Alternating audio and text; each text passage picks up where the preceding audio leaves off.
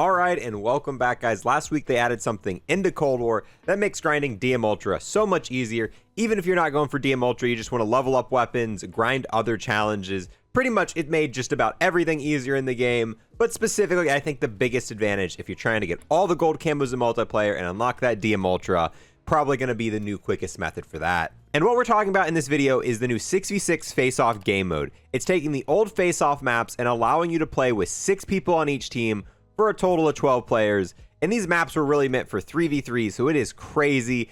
And the amount of kills and the amount of potential for this is just ridiculous. Obviously, like any brand new mode added into the game, there is a chance they end up removing it, but I have a feeling this is going to be just like the 12v12 mosh pit, and it's probably going to stay forever. From this point on, I think the 6v6 face-off maps are here to stay. Now, for leveling up the weapons and doing most of the challenges, I do recommend playing the hardcore version of this. Yes, just like any new mode they've added, there is a hardcore version of this. With this, you're going to be able to get the kills quicker and be able to grind the other challenges a little bit faster. And with that, I'm going to go ahead and break down some of the challenges here. I'm not going to go over all of them because a lot of them are self-explanatory, like they get 300 eliminations. Everyone should know how to do that without a guide on that. But there are some specific things that I'm going to kind of tailor towards playing the 6v6 gunfight. The first one being the headshot challenge. This one's extremely easy, but if you are having trouble, just put attachments that allow your weapon to ADS quicker. That's really my only guide for that. Next, we have the 20 Bloodthirsties. This one's a little bit more complicated with how quickly the game pace goes. There are a few maps that make this a little bit easier for you. The first pick here being Mansion. I think Mansion's amazing for this because of all the cover in the middle, and it allows you to stay alive a little bit longer than what you have on the other maps. And the other map that I think Bloodthirsties are super easy on are Diesel. Once again, you've got these really good coverage here, and you can just flank back and forth killing people as they come in. So those are the two maps I recommend getting Bloodthirsties. However, let's be honest, you can get Bloodthirsties on any of the maps. Just kind of stick towards these two if you're struggling a little bit. For the next challenge, we have Longshots, and you would think with how small these maps are that Longshots wouldn't be possible, but there are 3 maps that have really good places for you to just farm the Longshots. The first one being the KGB map. Obviously, these giant lines of sight right here are amazing for Longshots, and with how quickly enemies are spawning in, you can really quickly farm these Longshots with very little effort. And the second map here being Mansion. This line of sight's heavily used from both teams. So every time you spawn in, if you look down this site, you should be able to get 1 or 2 long shots, just kind of racking them up slowly but surely.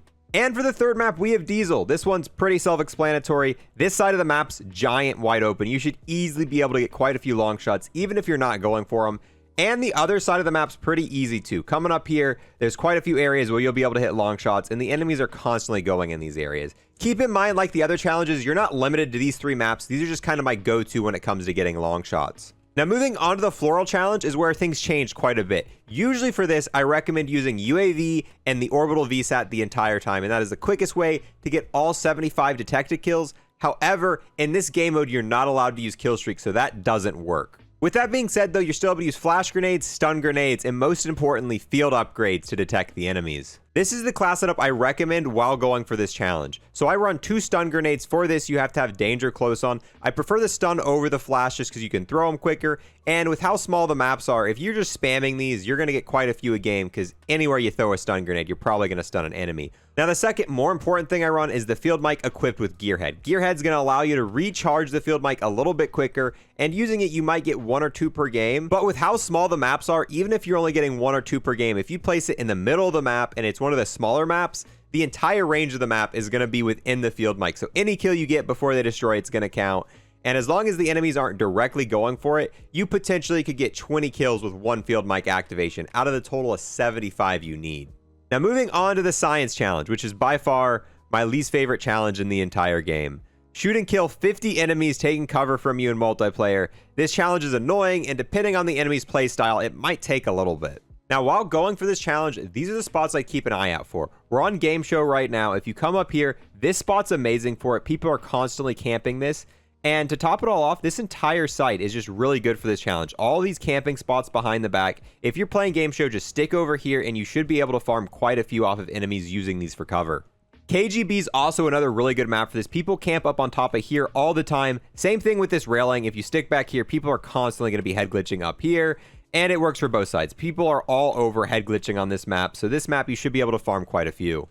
Diesel's another map that has a lot of head glitches. Up here, people constantly on that. Same thing with all these barrels. And if you just look around the map, you'll find tons of areas people are using as head glitches. This can be done on any map, but these are the 3 maps that I think it's a little bit easier on. Now for SMGs and shotguns, instead of getting the kills behind cover, you have to get 75 kills at point blank range with these weapons. This is actually super easy in this game mode, especially if you set your class setup right. For the stock, I'm running the CQB stock. For the magazine, I'm running the VDV 50 round mag. For the underbarrel, I've got the bruiser grip. For the body, I'm running the GRU 5mm laser point. And for the barrel, I've got the Task Force barrel on. The perks don't matter quite as much, but definitely make sure you have Gung Ho on. And I think it's useful to have all 6 perks while doing this. For all the other challenges so far, I've recommended the hardcore game mode, but for this specifically, getting point blank ranges, I recommend going into core. With hardcore, you're going to die so quickly. If you're trying to get close to enemies, more than likely they're going to shoot you once before you're able to get that point blank. Now, the maps I recommend playing while going for this is ICBM and U-Bahn. These maps were extremely close quarters, so you could just rush in, kind of spraying with your weapon. I was getting 20 to 30 every single game I was playing, and these games were only lasting 8 minutes. So within a course of 30 minutes, even maybe less, you can get all 75 point blanks you need. And you can do it on any map just like anything else, but those maps are the smallest and most congested maps for getting these done quickly. For the psychedelic challenge, we have kill 2 or more enemies rapidly.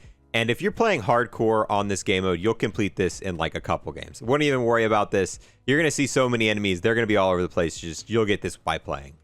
Now, unfortunately, there are 2 classes of weapons you might struggle while doing with this. The first being the snipers. If you're not good at using snipers close range, you might want to go to maybe Nuketown or a bigger playlist. But snipers are definitely possible while doing this. The one thing that's actually going to be impossible in this game mode is some of the rocket launcher challenges. The double kills are going to greatly benefit from this, but moving on to stuff where you got to destroy 3 score streaks, there's no score streaks in this mode. This is actually impossible. So the rocket launchers, you might need to move to a completely different playlist to start working on these, get these caught up. But if you're just working on the main weapons are amazing in this game mode, and I definitely recommend going in and making the most out of it while it's still here. I think it's going to be here forever, but who knows with Treyarch, come next week they might remove it, which would be unfortunate, because right now it's my favorite game mode to play in multiplayer. Now, since I didn't go over the rocket launchers, I am going to have a full rocket launcher guide that I made linked below to follow through if you want to go fully through the rocket launchers. With that, I'm going to go ahead and wrap this up. As always, if you have any extra tips that I missed out here,